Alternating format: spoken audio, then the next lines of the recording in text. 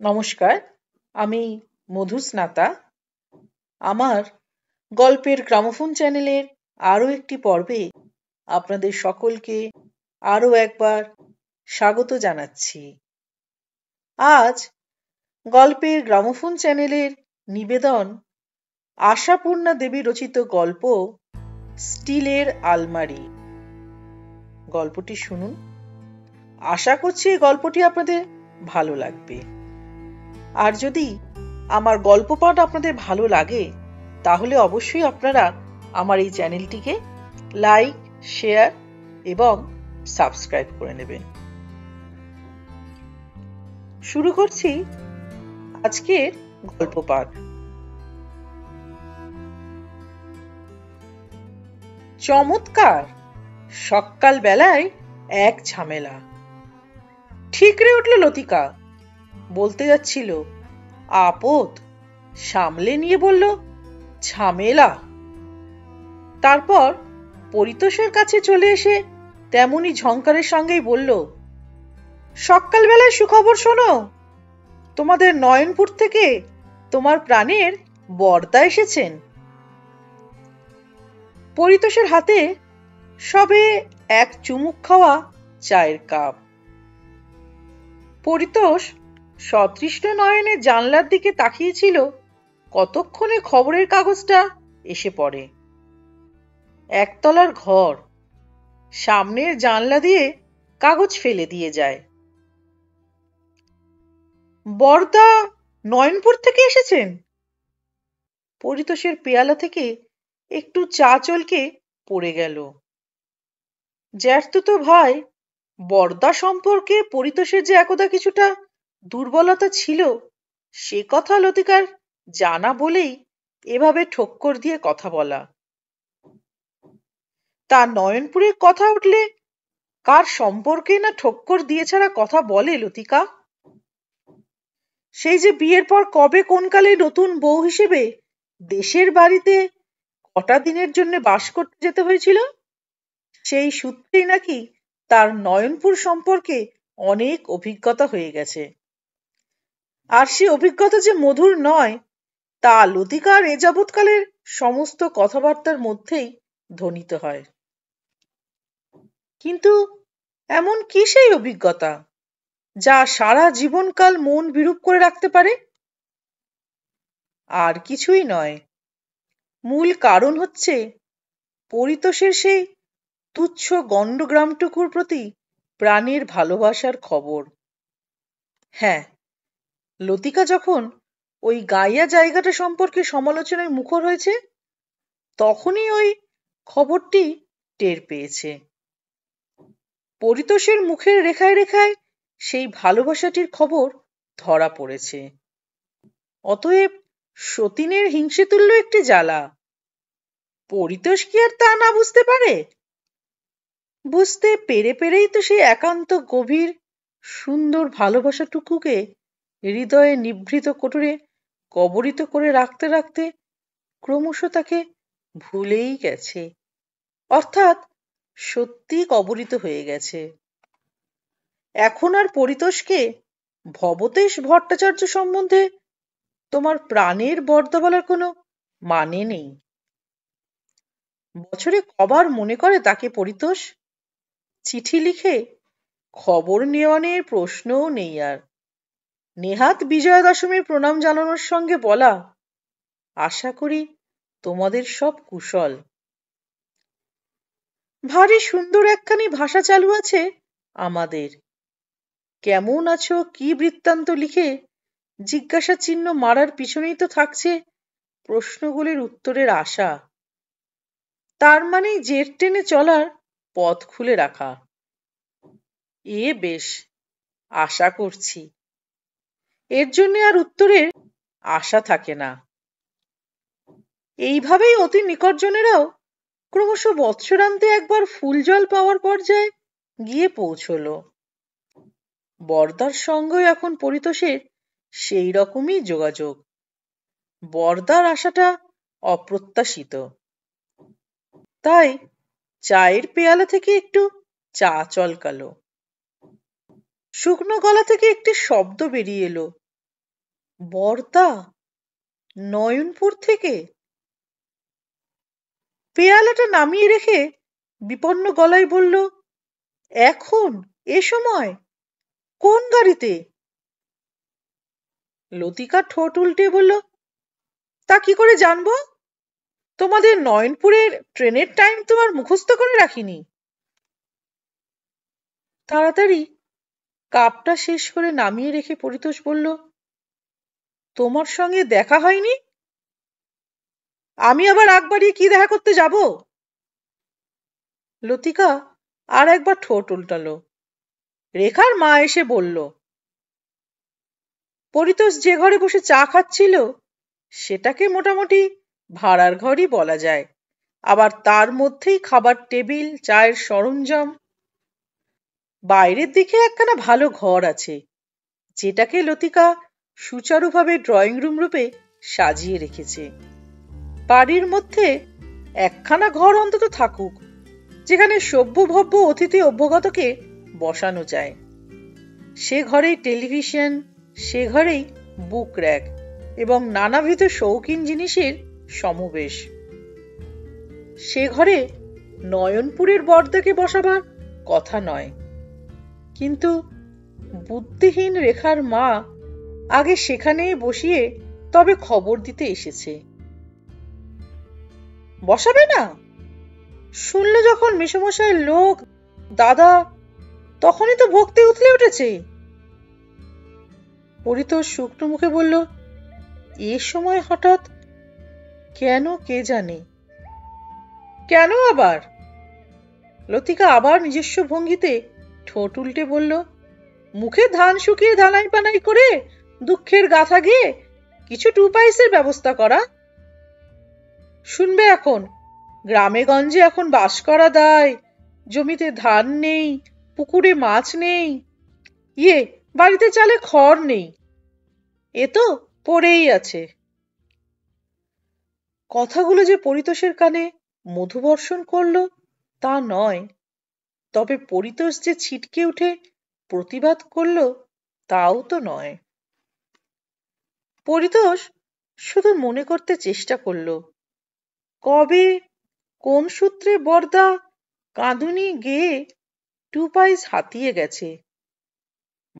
বরদা নামক সেই প্রাণখোলা হাসি দীর্ঘকায় মানুষটার সঙ্গে ঠিক ওই বিশেষণগুলো কি মানানো যায়?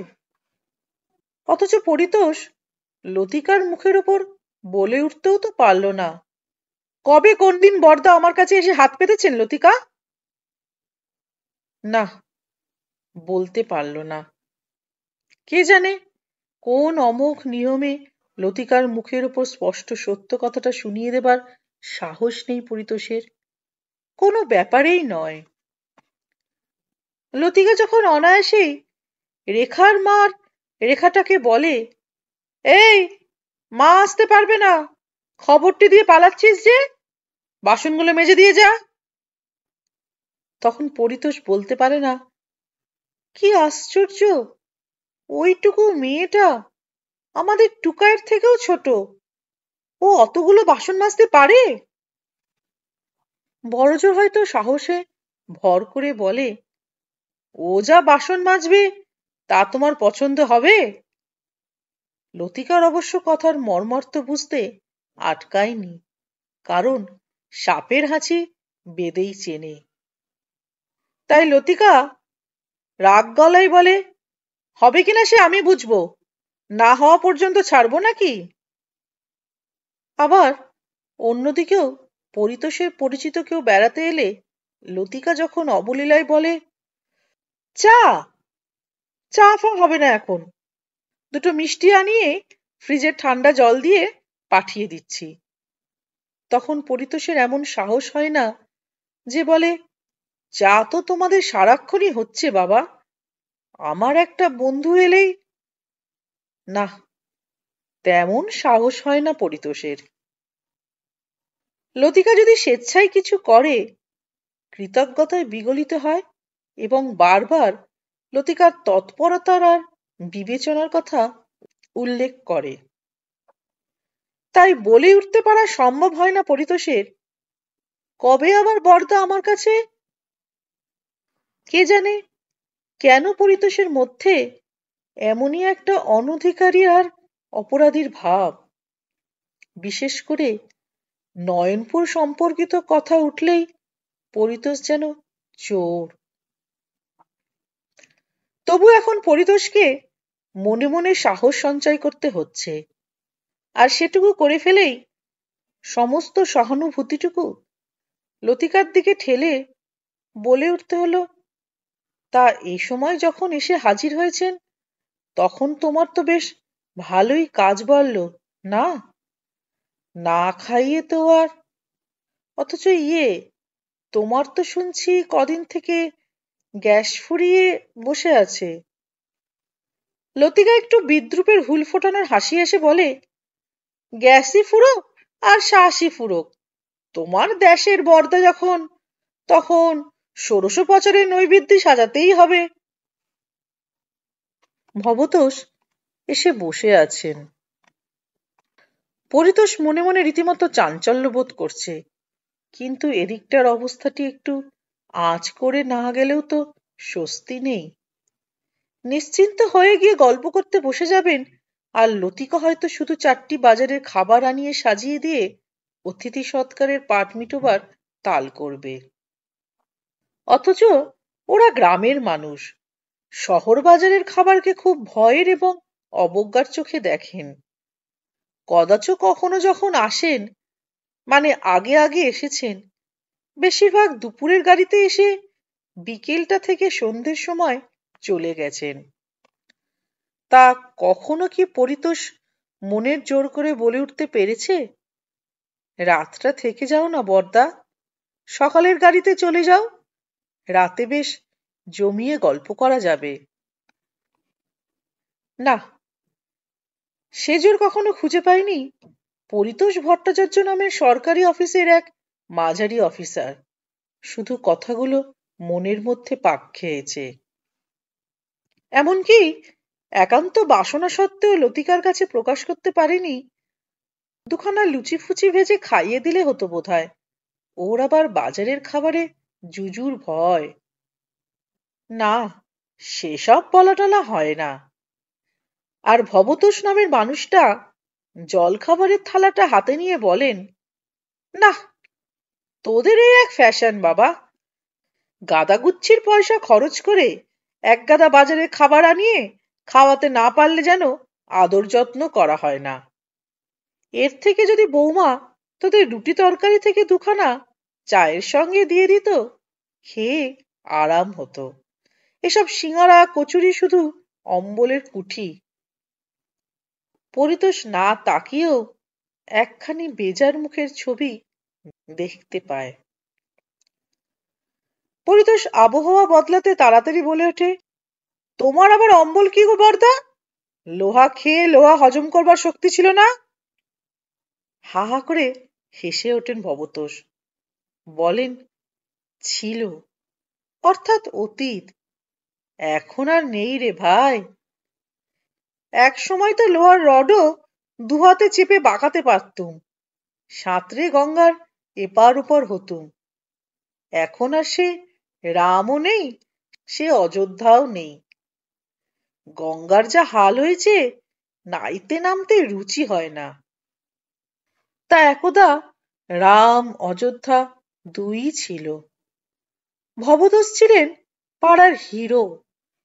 গ্রামের লাইব্রেরি করেছেন, জিমন্যাস্টিকের ক্লাব খুলেছেন, ফুটবলের টিম করেছেন এবং যতটা পেরেছেন পরোপকার করে বেরিয়েছেন।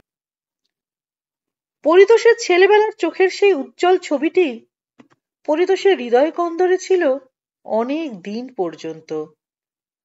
তবে এখন দেশের অবস্থা বদলে গেছে। বদলে গেছে সেই সহজ আনন্দের দিনগুলো। বদলে গেছে পরিতোষও। সেই মূল্যবোধও আর নেই। তবু মানুষটাকে দেখলেই কেমন যেন একটা অস্বস্তি ভাব, যে কতক্ষণে মান বাঁচিয়ে চলে যাবেন সেই চিন্তা। তবে লতিকা এমন অসভ্য মেয়ে নয় যে গুরুজনের মান না বাঁচিয়ে কথা বলবে।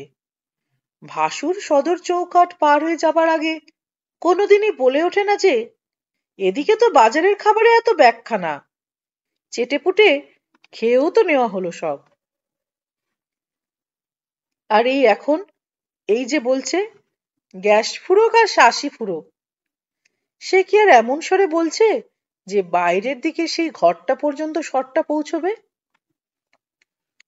পরিতোষের অবশ্য স্বভাব ঠিকই নিচুর স্বরে, তার কথা দেয়ালের ওপারে যায় না। সেই স্বরে ব্যস্ত হয়ে বলল, আহা, অনেক রকম করবার কি দরকার? বাড়িতে যা রান্না হয় তাই দেবে। হুম, এখন তো বলা হচ্ছে, তখন খুঁতখুত করবে। দুখানা বেগুনি ভেজে দিলে হতো, বর্দা বেগুনিটা খুব প্রেফার করেন। আরে না না, ওসব কিছু করতে হবে না, গ্যাস নেই সেটা জানিয়ে দিলেই হবে। ঠিক আছে, দয়া করে আবার বাজার ছুটতে যেও না টাটকা মাছ আনতে। ফ্রিজে মাছ রাখা দেখে তো সেবারে তোমার দাদা নাক সিটকেছিলেন। পয়সা খরচ করে সাতবাসি মাছ খাবার জন্যে কিনলি তো এটা। জানি, শহরে বাস করলেই শহরে চাল ছাড়া গতি নেই, পাঁচজনের সামনে মুখ থাকে না বলে কি পেঁচিয়ে পেঁচিয়ে হাসি। বরদার সঙ্গে পেঁচিয়ে হাসিটা ঠিক মানাতে না পারলেও অভ্যস্ত নিয়মে অপ্রতিবাদী কথাটা হজম করে পরিতোষ এবং একটু ব্যস্ত গলায় বলে, যাই। এই সময় রেখার মা এসে দাঁড়ালো, বলল, মাসিমা, কি হলো আপনাদের? উনি আমায় বললেন যে, কি গো বাছা, বাড়িতে খবর দাওনি? আর খবর দেবার কি আছে, ঘরের লোক। চলো যাই। রেখার মা একটু ঢোক গিলে বলল, তা পাছে হুটপাট ঢুকে আসে, তাই বললুম। হ্যাঁ, খবর দিয়েছি। তখন তো মেসোমশাই বাথরুমে আর মাসিমা ঠাকুর ঘরে। ঠাকুর ঘরে? লতিকা হি হি করে হেসে ফেলে বলে, খুব বানাতে শিখেছিস তো। কি ভাগ্যি, বলিসনি মাসিমা ধ্যানে বসেছেন। যাক, বলে ভালোই করেছিস। রেখার মা কিন্তু খুশি না হয়ে বেজার গলায় বলে, তা না বানিয়ে উপায়? একটা মানুষ দেশঘর থেকে এসে হাপিত্যেশ হয়ে বসে রইল, আপনাদের আর দেখাই নাই। এইমাত্র রেখার মার বুদ্ধির প্রকাশে মনটা যেটুকু প্রসন্ন হয়ে উঠেছিল সেটা উপে গেল লতিকার। উহ, এইসব চতুর্থ শ্রেণীর কর্মচারীদের বলবালাও এত বেড়ে যাচ্ছে। বলল, আচ্ছা যাও, বলগে আসছেন। পরিতোষ তাড়াতাড়ি বলে, যাই। লতিকা গলার স্বর আরো নামিয়ে বলল, গোড়া থেকে একটু শক্ত হয়েও ঘরে টিভি দেখে আবার একবার দেখো, জ্বলবে। ভাববেন ভাই খুব বড়লোক হয়ে উঠেছে। কলকাতার বাজার দরটা একটু তুলো, আর ওটা যে ইনস্টলমেন্টে কেনা হয়েছে সেটাও কথার ছলে শুনিয়ে দিও। তোমার তো আবার একটু সুখে আরামে থাকতেও অপরাধ বোধ, যেন চোর দায়ে ধরা পড়েছ। দেখি তো ভাবভঙ্গি। পরিতোষ মনে মনে বলল, আমার তো সব দিকেই চোর দায়ে ধরা পড়া অপরাধ বোধ। তা সে তো মনে মনেই। লতিকা ততক্ষণে কথা শেষ করেছে। দেশের জমি জমা, বাগান, পুকুর সবকিছুতেই তো তোমারও ভাগ আছে। তা সেসবের উপসত্ত্ব কিছু পাচ্ছ? সবটাই তো ওরা। সে তো ঠিক বলে লতিকার বাক্যমালাকে আর এগোতে না দিয়েই নিজেই এগিয়ে যায় পরিতোষ। ঢুকে এসে দেখল ভবতোষ জানলায় দাঁড়িয়ে রাস্তা দেখছেন। একটা আরাম বোধ হলো। প্রথমে এতক্ষণ অপেক্ষারত মানুষটার মুখোমুখি হতে হলো না। পিছন থেকে বলে উঠল, কি বর্দা, এ সময় কোন গাড়িতে? ভবতোষ মুখ ফেরালেন। নিজস্ব দরাজ গলায় বলে উঠলেন, অবাক হয়ে গেছিস তো? আরে ভারী সুবিধের একটা বাস সার্ভিস নতুন খুলেছে নয়নপুর থেকে। আসলে বাজার গাড়ি, তবে চেনা জানা 2-4 জনকে নিয়ে নেয়। ভোর 5টায় ছাড়ে আর 6:30টায় একেবারে এসপ্ল্যানেটে এসে পৌঁছায়। ইতিমধ্যে পরিতোষ একটা প্রণামের মতো করে ফেলেছে, আর ভবতোষ থাক থাক বলে একবার জাপটে ধরে ছেড়ে দিয়েছেন। যদিও আগের স্বাস্থ্যের এবং শক্তির কিছুই নেই, তবু কাঠামোখানা তো আছে। জাপটানির সময় পরিতোষের মাথাটা ভবতোষের চিবুকের নিচে পর্যন্ত পৌঁছায়নি এবং শরীরটা মালুম পেয়েছে। ছেড়ে দেওয়ার পর কথা শেষ করলেন ভবতোষ। বাসটা হয়ে পর্যন্তই মতলব করছিলাম একটা রবিবার দেখে একবার চলে আসি, ভোরে ভোরে ঠান্ডায় ঠান্ডায়। তো চিঠিফিটি তো দিস না 7 জন্মে, চিরকেলে গেতো। আছিস কেমন বল? কতদিন দেখা হয়নি। পরিতোষ বলল, ওই চলে যাচ্ছে একরকম। তবু তো তোমরা আছো ভালো, কলকাতার যা অবস্থা। আমরা আছি ভালো? আবার হা হা করে হেসে ওঠেন ভবতোষ। বলেন, কথাটা বলেছিস ভালো। সেই যে কবিতা আছে, নদীর এপার করে ছাড়িয়া নিঃশ্বাস, এ তাই। তুই যে বলছিস আর আমরা ভাবি, তবু তো তোরা আছিস ভালো। ভবতোষ কিন্তু পরিতোষের সাজানো ঘর এবং টিভির দিকে না তাকিয়েই বলেন কথাটা। বললেন, তোর ছেলেবেলায় দেখা সেই নয়নপুর আর নেই রে ভাই। নয়নপুর, ঝামটপুর, বাদু সব ধ্বংস পড়া হয়ে গেছে। পলিটিক্স ঢুকে গ্রামগুলোকে শেষ করেছে, মানুষগুলোকে অমানুষ করে তুলেছে। সবাই শুধু ধান্দার তালে আছে। একদিকে অপারেশন বর্গা, একদিকে গ্রাম পঞ্চায়েত, তার সঙ্গে পার্টির দলাদলি। শান্তি বলে আর কিছু নেই। দাদারা মদত দেয়, পুলিশের চোখ বুজে থাকে। সে যে আমাদের দিনু কীর্তনী গান গাইতো, মনে আছে তোর? রাজার নন্দিনী প্যারি, যা করিস তাই শোভা পায়। এও হয়েছে তাই। পরিতোষ আর এর উত্তর কি দেবে, তাই প্রসঙ্গ পাল্টায়। বলে, তোমার স্কুলের খবর কি? স্কুল? হায় কপাল, তা জানিস না বুঝি? মাস 6 হলো 60 বছর বয়সের ছুতোয় রিটায়ার করিয়ে দিয়েছে তো। এখনকার আইন টাইন কেমন জানিস? ভালো করতে জানি না, মন্দ করতে জানি। এদিকে জরাজীর্ণ স্কুল বিল্ডিং খানার দালান ধসে পড়েছে। বর্ষায় ক্লাসরুমে জল পড়ছে। কর্তাদের কাছে বলে বলে হদ্দ, তা সেদিকে কেয়ার নেই। আইন জারি হয়ে গেল, বুড়ো হাবড়া মাস্টারদের আর রাখা চলবে না, খেদিয়ে দাও তাদের। 60 বছর বয়স হলে নাকি বুদ্ধি ঘোলা হয়ে যায়। অথচ মনে কর আমাদের শ্যামবাবু 70 বছর পর্যন্ত দাপটে পড়িয়ে গেছেন। কি সেই পড়ানো, এখনো ভাবলে রোমাঞ্চ আসে। নয়নপুর হাই স্কুলে প্রথম থেকে পড়িয়েছিলেন।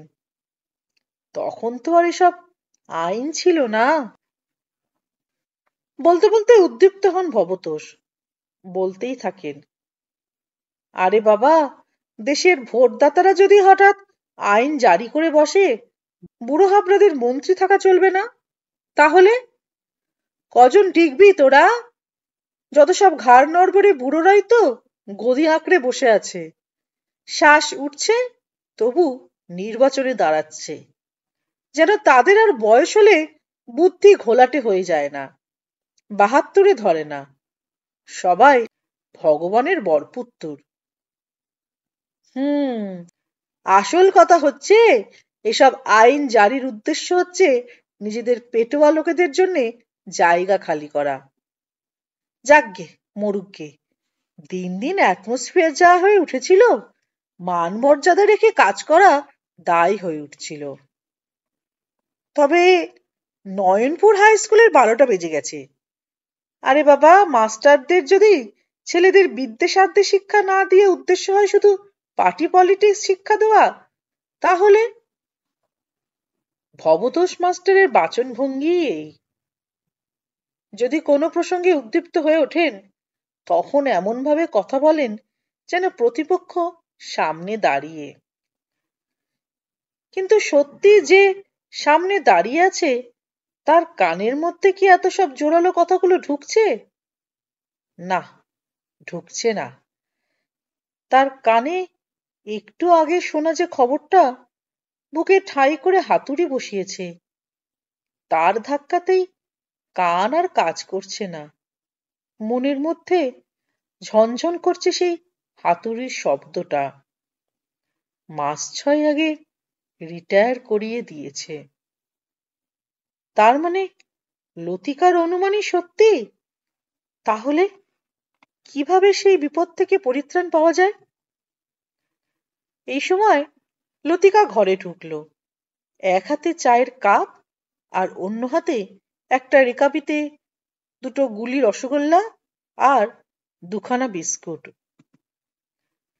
সেন্টার পিসের ওপর সাবধানে সেটি নামিয়ে রেখে হেঁট হয়ে একটু প্রণাম করে বলল, ভালো আছেন তো বরদা? প্রভাত সূর্যের মতো মুখ।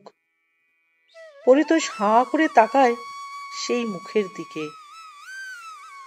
লতিকা বলে চলে, রান্নাঘরে গ্যাস ফুরিয়ে বসে আছে, তাই চা আনতে এত দেরি। তা আপনি তো বাজারের খাবার পছন্দ করেন না, তাই শুধু এই আনলাম। জনতা জেলে কোনো মতে চায়ের জলটা হলো, এরপর উনুন জেলে তবে রান্না বান্না। ভবতোষ ব্যস্ত হয়ে বলেন, ঠিক আছে ঠিক আছে, এই তো বেশ। উনুন জ্বালা যে একটা ভয়াবহ ঘটনা, সেটা তেমন অনুধাবন করতে পারলেন না বলেই বোধহয় সে বিষয়ে কিছু বললেন না। লতিকা আর একটা ম্যাজিক দেখালো। পরিতোষের দিকে তাকিয়ে অমায়িক গলায় বলল, ছুটি রয়েছে তো, একবার বাজার যাও দেখি, যদি ভালো ফ্রেশ মাছ পাও। বরদা তো আবার ফ্রিজের মাছ তেমন ইয়ে করেন না, ইলিশ পেলে তো খুবই ভালো হয়। অবশ্যই 60-এর নিচে কিলো হবে না, না হোক নয়নপুরে বোধহয় ইলিশ টিলিশ পাওয়া যায় না। একদিন আমরাও না হয় বরদার অনারে ইলিশ খেয়ে নেব। ভবতোষ খুব ব্যস্ত হয়ে বলে ওঠেন, না না, আমার জন্য এসব কিছু করতে হবে না। আমি মানে। লতিকা বলে, না না, কতদিন পরে এলেন। পরিতোষ কি স্বপ্ন দেখছে? নিশ্চয়ই তাই, না হলে এখনো কেন শুনতে পাচ্ছে, আহ, ইলিশের মাথা দিয়ে জম্পেশ করে পুঁইশাকের চচ্চড়ি, কতদিন যে খাওয়া হয়নি। বরদা, আপনি ইলিশের মাথা দেওয়া পুঁইশাক চচ্চড়ি ভালোবাসেন না? ও বাবা, বাসি না আবার? তো পাচ্ছে কোথায়? উঠোনে না হয় পুঁইয়ের বৃন্দাবন, কিন্তু ইলিশ? নামই ভুলে গেছি। নয়নপুরের যে কি হাল হয়েছে আজকাল, যদি দেখতে। তা পরিতোষ, তোদের এখানে তো পাওয়া যায় বাবা। বৌমা এত ভালোবাসেন। বৌমা অভিমান ভরে বলে ওঠেন, বলুন না আপনার ভাইকে, দিন দিন এত কিপটে হয়ে যাচ্ছে। পরিতোষ নিঃশ্বাস ফেলে, কিপটেই বটে। বাজারটি কি পড়েছে তা যেন জানো না। কি বলবো বরদা, কিভাবে যে সংসার চালাতে হচ্ছে তা ভগবানই জানেন। এই যে তোমার বৌমার বড় 7 বেটাতে ওই টিভি আনা হয়েছে, তার জন্যে খেসারত দেওয়া হচ্ছে সব দিকে ছাঁটাই চালিয়ে। এর ওপর আবার একই সঙ্গে 2 ছেলের পরীক্ষার ফি দেবার দিন এসে পড়ল। কোথা থেকে যে দেব ভেবে কুল পাচ্ছি না। বলতে বলতে বেশ আত্মপ্রসাদ অনুভব করে পরিতোষ। যাক বাবা, লতিকা পরে বলতে পারবে না তুমি তেমন শক্ত হওনি। ছেলেদের নাম শুনে যেন সচকিত হলো ভবতোষ। বলে ওঠেন, আরে তাই তো, কই তারা? তিনটের কাউকেই তো দেখছি না। পরিতোষ এদিক ওদিক তাকিয়ে বলে, এখনো বোধহয় ওঠেনি। সে কি, এখনো ওঠেনি? এতখানি বেলা? না না, ভেরি ব্যাড। এমন বদ অভ্যাস তো ভালো না। পরিতোষ পরিস্থিতি সামাল দিতে বলে, মানে রবিবার পেয়েছে তো, তাছাড়া রাত জেগে পড়ে, ভোরের দিকে। ভবতোষ দরাজ গলায় বলে ওঠেন, তা হোক, বৌমা ওদের উঠিয়ে দাও গে। বাবা বলতেন রোদ ওঠার পর ঘুমোলে আয়ুক্ষয় হয়। তা পরীক্ষাটা কার কি? ওই তো শুভ ধ্রুব, দুটোরই একই সঙ্গে মাধ্যমিক। শুভটা একবার ক্লাসে উঠতে না পারায়। লতিকা ফোঁস করে উঠে বলে, ক্লাসে উঠতে পারেনি ইচ্ছে করে নয়, অসুখের জন্যেই। হ্যাঁ হ্যাঁ, সেই তো। আর টুকায়ের তো রোজই পরীক্ষা। ও বাবা, তিনি আবার এত বড় হয়েছেন? কই বৌমা, ডাকো ডাকো দেখি। আমার আবার আজ তাড়া আছে। তাড়া আছে? এ কি স্বর্গীয় ভাষা! লতিকা তো ভাবলই, হয়তো পরিতোষও ভাবল। সারাদিন ব্যাপী একটা সামাল দেওয়ার খাটুনি থেকে রেহাই পাওয়ার আশ্বাসে। দিব্য চক্ষে তো দেখতেই পাচ্ছে লতিকার বেজার মুখ, ছেলে মেয়েদের অবজ্ঞা মিশ্রিত বিদ্রূপ হাস্যরঞ্জিত মুখ, তার সঙ্গে বিরক্তিও, যেটা আগে আগে দেখেছে। লতিকা এখন যে কোন ভাব ভাবনায় এমন গায়ে পড়া ভক্তি গদগদ হচ্ছে আর দরাজ হচ্ছে, সেও তো একটা রহস্য। মানে মানে চলে গেলেই হাঁপ ছেড়ে বাঁচা যায়। এ তো আর লতিকার মিলিটারি মেজদাটি নয় যে কদাচ কখনো এসে পড়লে বাড়িতে সাড়া পড়ে যাবে, লতিকা কৃতার্থ মনে হবে, ছেলেমেয়েরা মামার মহিমা কাহিনী শুনতে শুনতে বিগলিত হবে, আর রান্নাঘরে জামাই আদরের সমারোহ পড়ে যাবে। এ পরিতোষের গাঁইয়া দাদা। তবু ক্ষীণভাবে বলে পরিতোষ, তারা আছে মানে? না খেয়েই চলে যাবে নাকি? ভবতোষ বিপন্ন গলায় বলেন, সেই তো মুশকিল। তোর বৌদির দিদিটি যে অবিরত পত্রঘাত করেন 7 জন্মে আসি না বলে, এবারে একেবারে বাগদত্ত করিয়ে নিয়েছেন, কলকাতায় এলে যেন ওনার কাছেই উঠি, খাওয়া দাওয়া করি। কথা না রাখলে আবার তোর বৌদির গোসা হবে। তাছাড়া ওই দিদির বাড়ি যাওয়ার একটি মোক্ষম কারণও আছে। তোর বৌদির একটি অর্ডার। কিরে, এতক্ষণে জমিদার বাবুদের ঘুম ভাঙলো? ওরে বাবা, রাত জেগে পড়ার থেকে ভোরে উঠে পড়া অনেক ভালো। ভোরে মাথা পরিষ্কার থাকে। বলছিলাম তোদের মাকে, আমার বাবা বলতেন রোদ ওঠার পরে ঘুমোলে আয়ুক্ষয় হয়। আরে মা লক্ষ্মী, আয় আয়, কত লম্বা হয়ে গেছিস রে। পরিতোষের 2 ছেলে এবং মেয়ে হাই তুলতে তুলতে এবং চোখ রগড়াতে রগড়াতে এসে দাঁড়িয়েছে। পরিতোষ প্রত্যাশা করেছিল লতিকা বোধহয় প্রণাম করতে ইশারা করবে, কিন্তু সে প্রত্যাশা পূরণ হলো না। দেখল লতিকাও একটু হাই তুলল, বোধহয় স্বস্তির হাই। ছেলে মেয়ে তিনটে কয়েক সেকেন্ড ঠ্যাঙা হয়ে দাঁড়িয়ে থেকে হঠাৎ উল্টো পাক খেয়ে যে দরজা দিয়ে ঢুকেছিল সেই দরজা দিয়েই বেরিয়ে গেল। পায়জামার পা এবং ঝুলে থাকা দড়ি লটপটানি দেখে অবাক হয়ে যেতে হয়। এই অবস্থাতে কি আছাড় না খেয়ে নিরাপদে হেঁটে যেতে পারল? লতিকা উঠে দাঁড়িয়ে আদুরে অভিযোগের গলায় বলল, বড়দা, তাহলে থাকছেন না তো? আশা করেছিলাম আপনার অনারে একদিন সবাই মিলে একটু ভালো মন্দ খাওয়া যাবে। কপালে নেই। আর একটু চা খাবেন? ভবতোষ বললেন, না না, বারবার চা খাওয়া ধাতে সয় না। লতিকা ভিতরে ঢুকে গেল বুক থেকে পাহাড় নামার অনুভূতি নিয়ে। এরপরও কি আর ভাইকে একা পেয়ে কিছু চেয়ে বসতে পারবেন? কিন্তু লতিকার হিসেবের ভুল। চেয়েই বসলেন ভবতোষ মাস্টার। ভাইয়ের হাতটা ধরে চাপা আবেগের গলায় বললেন, আমার একটা কথা রাখতে হবে পড়ি। মোটা খদ্দরের পাঞ্জাবির ভিতর ঘরের বুক পকেট থেকে একগোছা নোট বার করে গভীর নির্বেদের গলায় বললেন, এটা রাখ। খান আষ্টেক 100 টাকার নোট। জোর করে ধরিয়ে দিতে যান পরিতোষের হাতে। হতভম্ব পরিতোষ হাঁ করে বলে, রাখবো মানে?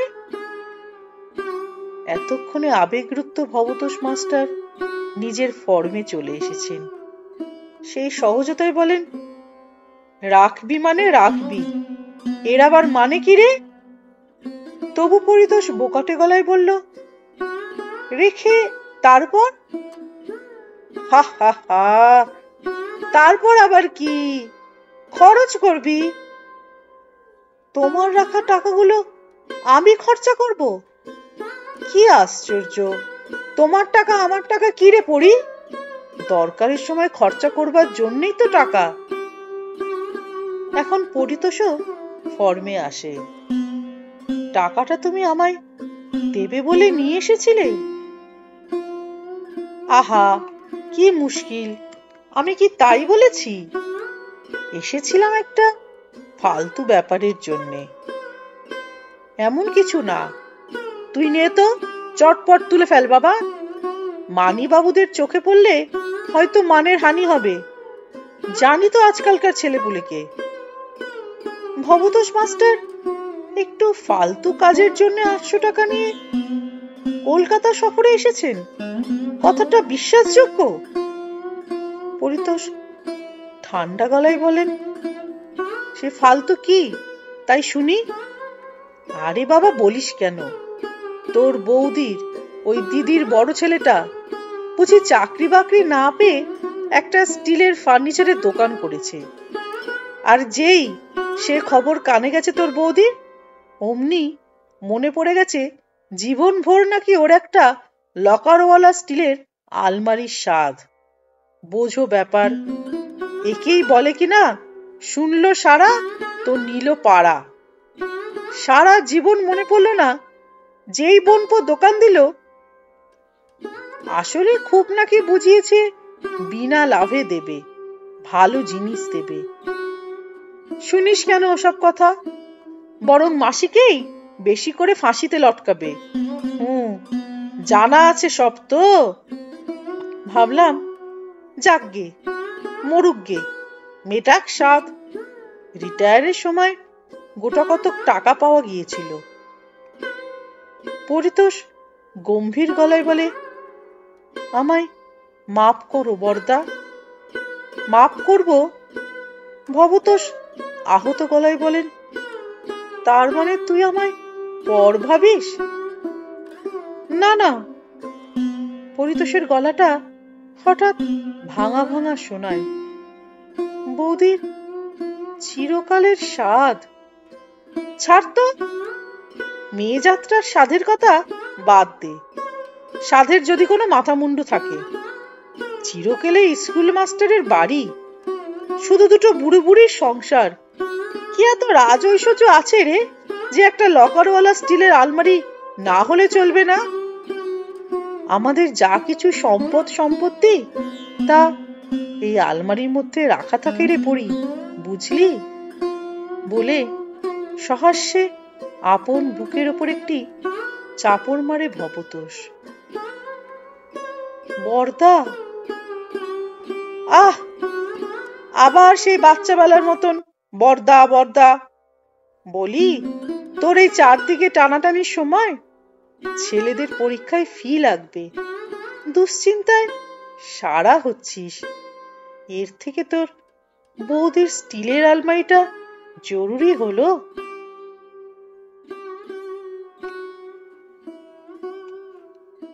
গল্পটি এখানেই শেষ হলো। খুব শিগগিরই আমি হাজির হব আরেকটি সুন্দর গল্প নিয়ে গল্পের গ্রামোফোন চ্যানেলের পরবর্তী আরেকটি পর্বে। ততদিনে সকলে ভালো থাকবেন, সুস্থ থাকবেন। নমস্কার।